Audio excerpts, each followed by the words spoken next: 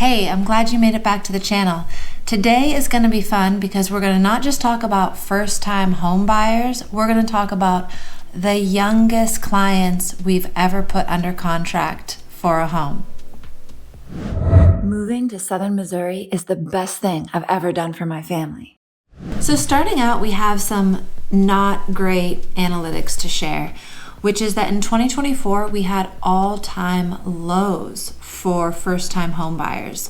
First-time home buyers only made up roughly 24% of all home buyers, and that is like historic lows. In an abstract way, I look at the percentage of first-time home buyers as a metric, not just for the health of our economy, but really for the health of our culture. I will explain this more at the end of the video when I talk about our youngest clients ever. So what are some of the characteristics that determine a potential first-time home buyer? Generally, we look at people within the range of 25 to 45, and usually with a combined income or a singular income of $75,000 a year. And in 2023, there was 3 million potential first-time home buyers. Not that they actually did purchase a home, but that those were the people that could have purchased a home.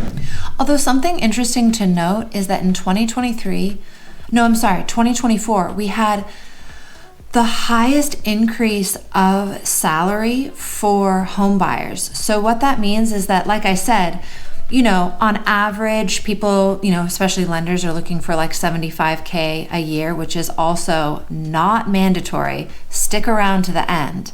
But on average, the first-time home buyers last year in 2024 made $97,000, and just your general average home buyer, repeat buyer, was $114,000 annual salary.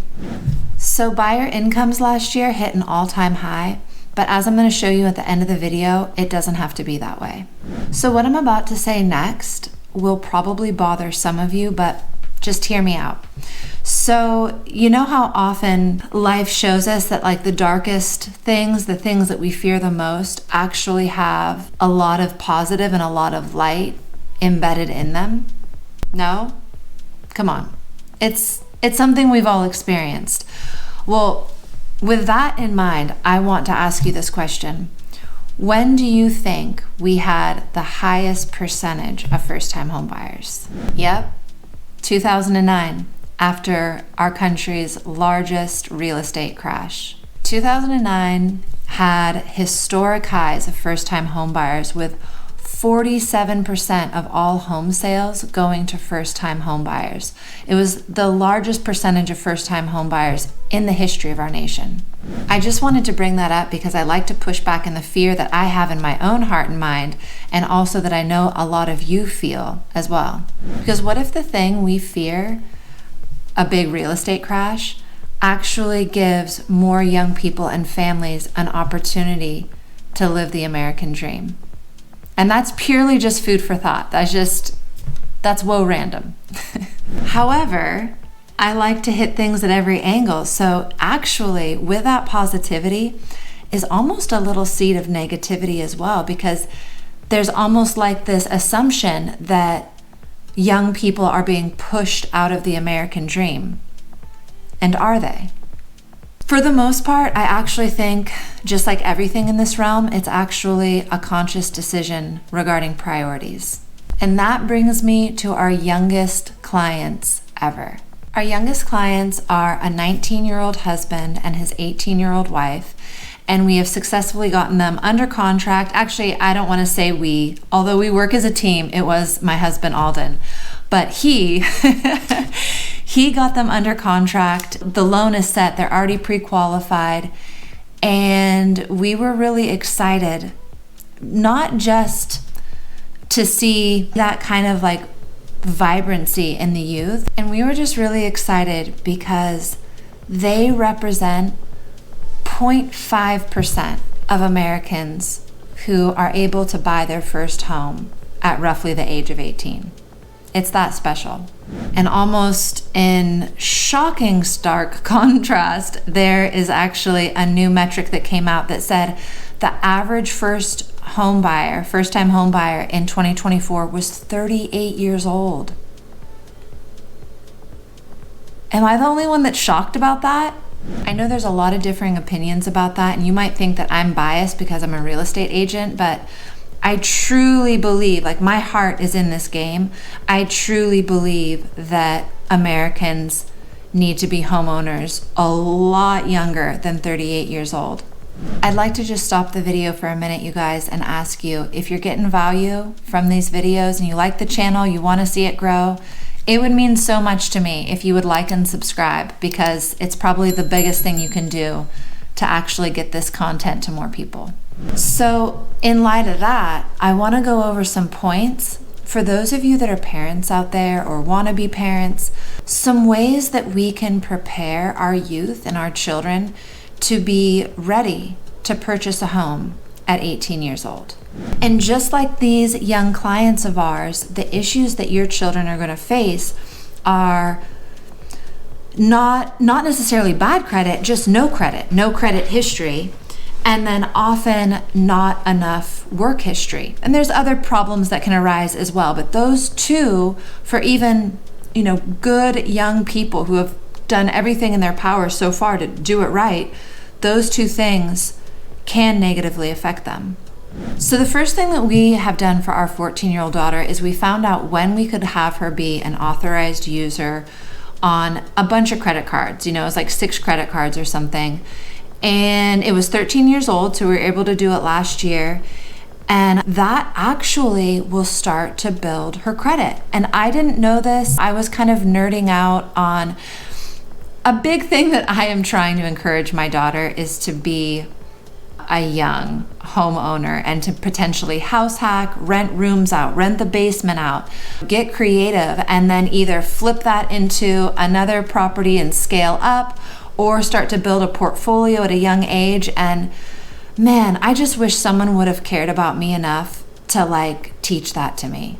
I really do. I think it's so valuable. And I think that young people love it for the most part. I mean, I know my 4-year-old, when we talk about rehabbing a home, probably nothing, ice cream gets her more excited, but talking about fixing, she calls them ugly homes, gets her super pumped. So another way that you can help your young person build credit history is right when they turn 18, encourage them to get a loan. And if they can't get a loan, if you even have to co-sign, but it can be a small loan, even a $2,000 personal loan, and have them put that money in a bank account. Yeah, they'll have to pay some for that loan. They're paying for a credit score. It sucks, but that's what you got to do. And you make regular payments on that. And then, after so while, you could even just pay the whole thing off in full. But having that loan and then making your payments on time is huge. They also look at variety of credit. And so maybe do the small personal loan where they're not using the money, they're just paying it back on time. And then also something like a car loan could be very helpful. But I think another important part of this is just teaching accounting and financial intelligence. I mean, we pretty much aren't taught that in our nation. I'm sad to say that it's been a process, but I'm finally putting pieces together. Because thank you, YouTube, and everyone that's sharing on YouTube. Honestly, my parents didn't teach me anything but bad things. Don't do your homework and go out and party. That's what my parents taught me. So I had to figure out a lot in life on my own, and I'm just now figuring out some of the financial components that my daughter's going to know at a young age. So parents, those are the lessons our children really actually want and will definitely be able to use to propel their life forward. So for our young clients, a big part of that was that W-2 history. And believe it or not, like my daughter, the wife in this duo was homeschooled, and she started working at 14 years old as well, W-2. And that was huge for giving them that history, right? Because bankers really look at how long have you had the credit? How long have you been producing income? And even though her husband just got a new job, but it really did help that she had the amount of time working that she did.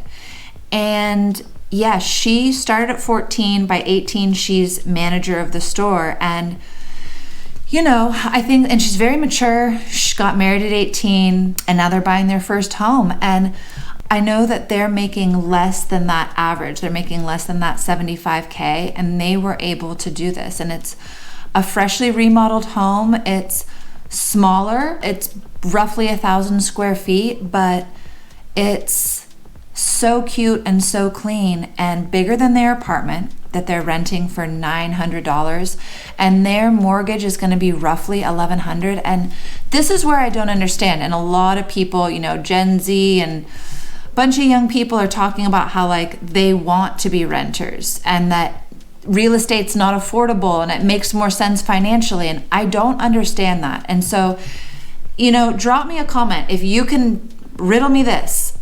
How is it a better choice to pay $900 a month, which is literally kind of like flushing money? I mean, you're never going to get that back.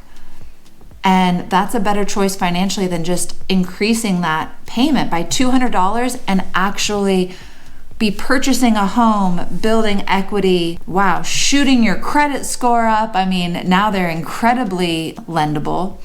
So I don't understand how it's beneficial to stay a renter. If someone can describe it to me, please leave me a comment. I want to understand your perspective.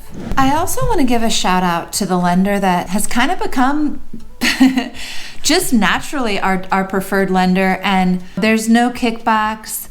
There's nothing like that. We just like him because he's a good person and he really is creative and he makes things work when we have found other lenders just kind of turn their nose up at certain people and don't even want to try. And he's like, let's figure this out. And we just have so many like successful closings with him that we really have kind of made him our one and only, although we don't use him for big commercial deals. So if you ever want a big commercial deal, we do have a loan broker that we use that kind of blows everyone else out of the water. But we like, for everything else so far, so like for VA, FHA, or any kind of conventional loan, definitely great with raw land, construction. He has 2 different types of construction loans that are awesome.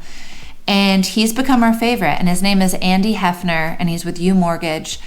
And I already know that there's other lenders that we have worked with in the past that wouldn't have been able to get this young family, this young couple qualified. And the truth is I know they're going to make every payment on time. And if they ever have to get another job, they will. You know what I mean? They're just stand-up people that work really, really hard. But the truth is that you don't need to make tons of money. You don't need to be you definitely don't need to be 6-digit, but they are actually below the average first-time home buyer. And I believe they're going to be incredibly successful in purchasing this home, mostly because of integrity and work ethic. That is so much what I talk about on this channel, and it's crazy because I'll say that, and then some of the comments will be like, you don't know how it is. It's so hard out here. We can't make it. And it's like, you know what? Come on now. I get that it's hard. I get it. We have struggled to pay our bills at times, but what you do is you pick up another job and you roll up your sleeves, America. Anyway, I'm going to put Andy's info in the description. If you need a lender, I do recommend him. I think he's a stand-up person and a great loan officer. As always, you guys, I want to thank you for joining me for, they're kind of lengthy videos. And you guys, I check out the analytics. You guys, a lot of you guys watch them. It's blowing my mind. I'm really glad. Every time you text me, you call me, you email me, and you let me know that this content matters to you, and it means so much to me. Because I remember when I was making the move out and I found these few little videos, and they were like, I'd watch them actually like over and over again, because there was only a few at the time that was like why we moved to Southern Missouri. And they meant so much to me because I knew I wanted to move there. I just didn't understand anything else, like how it would be living here, how we would survive. And so every time you guys compliment the channel, it actually really, it really matters to me. So I want to thank you guys, and I'll see you on the next video. Bye.